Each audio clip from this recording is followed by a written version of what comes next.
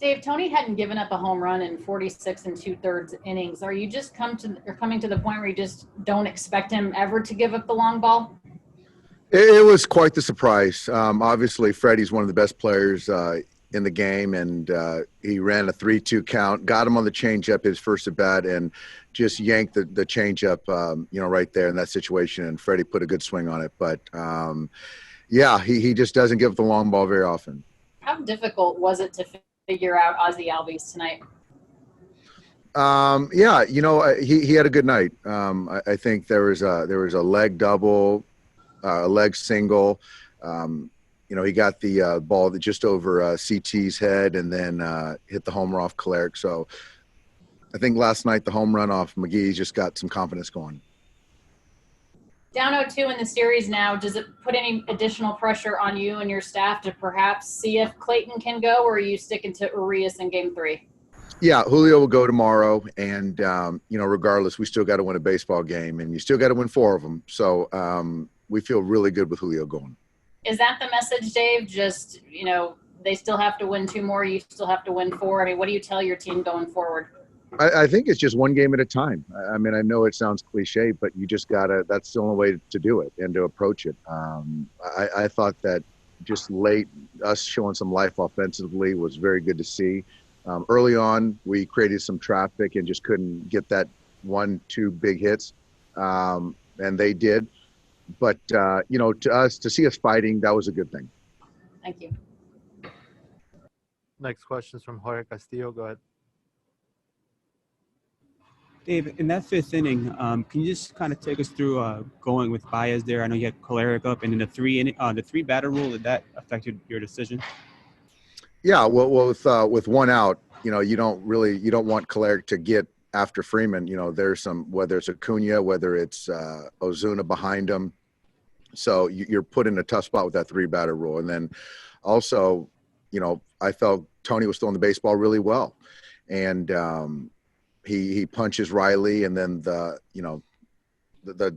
wasn't a good walk to Markakis. He put together a good at bat, but the walk there, and then there's a ground ball double off Pache's bat. So, when it's 3-0 right there, to think about bringing, one of your highest leverage relievers in the 5th inning in a -3-run game, it just doesn't make sense.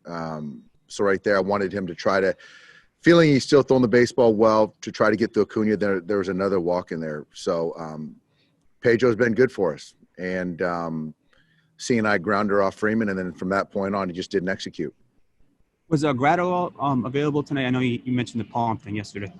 Yeah, absolutely. He was available, but again, it's one of those when you're down 3-0 in the 5th inning, I'm not going to use a high leverage guy right there. Lastly, is Clayton your guy for Game 4? Right now, we'll see how he feels tomorrow. Right now, I know that Julio's going to start, and if Clayton continues to feel better, then we'll see. Thank you. Next question is from Dylan Hernandez. Go ahead. Hey, Dave, given some of the uncertainties that kind of exist, with your rotation in terms of just, how many innings you can get out of guys and stuff, and also kind of taking into account the strength of the Braves lineup, just kind of how big of a challenge is it, figuring out, going into your bullpen and figuring out how to get those 27 outs? Yeah, that's why, you're playing 7 days in a row. And so you have to try to give your starter some leash. And we knew that going in. And, Walker, we pitched him, it was 5 innings, 100 pitches. And today I really wanted Tony to get through that 5th inning.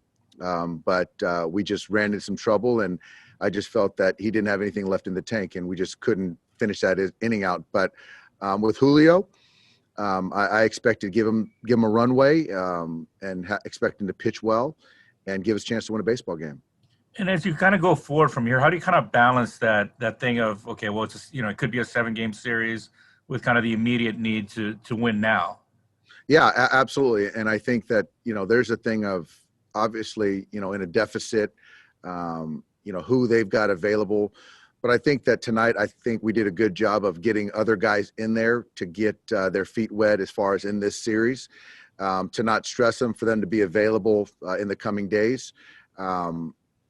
But you just can't play every game, regardless of score, like it's life or death in a 7-game series. Thank you. Yep. Next question's from Bill Shaikin. Go ahead. Dave, to follow up on what Jorge had asked, it looked on television like Trinan was throwing in the 5th inning. Was he up for Acuna, and if so, why didn't he come in?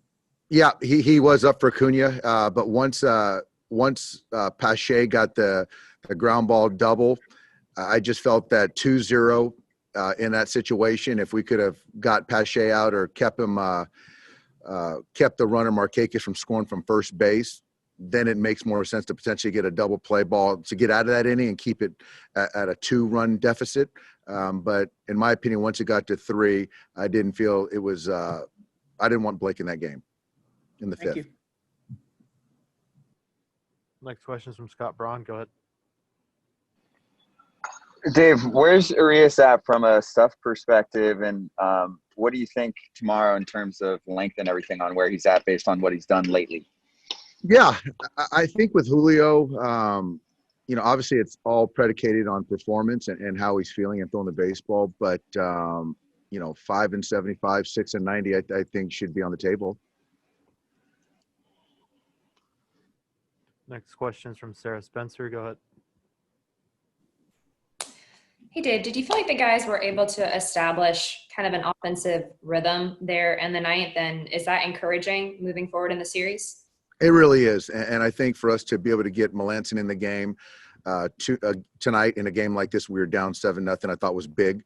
To see some other arms that we hadn't seen yet in the series, I thought was important. But that home run by Corey going the other way, I thought was an exhale for everybody. And then you looked at in the 9th inning, we took some good at-bats and put some runs on the board. So I definitely think that that's some momentum we can take into tomorrow. Thank you. Next question is from Tim Brown. Go ahead. Dave, when you said that you can't play every game regardless of score, like it's life and death, at 0-2 in game 3, are you a lot closer to, playing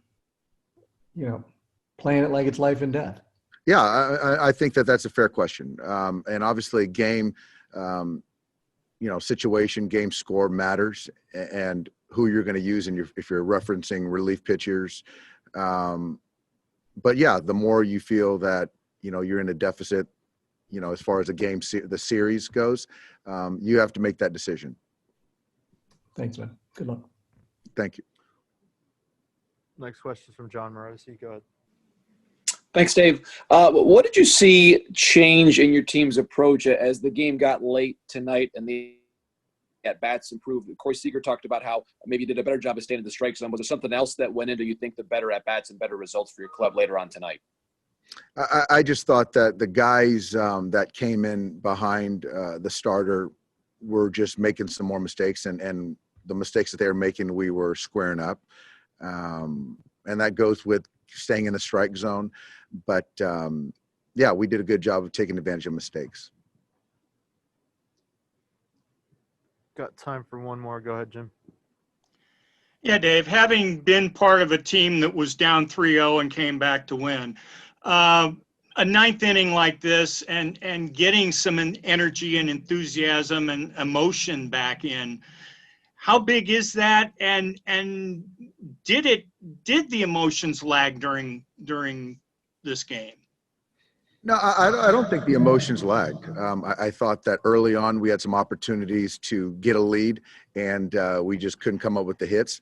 But we were scratching and clawing, and they still got to beat us a couple more times. So our only focus is on tomorrow night now and how we can find a way to win a baseball game.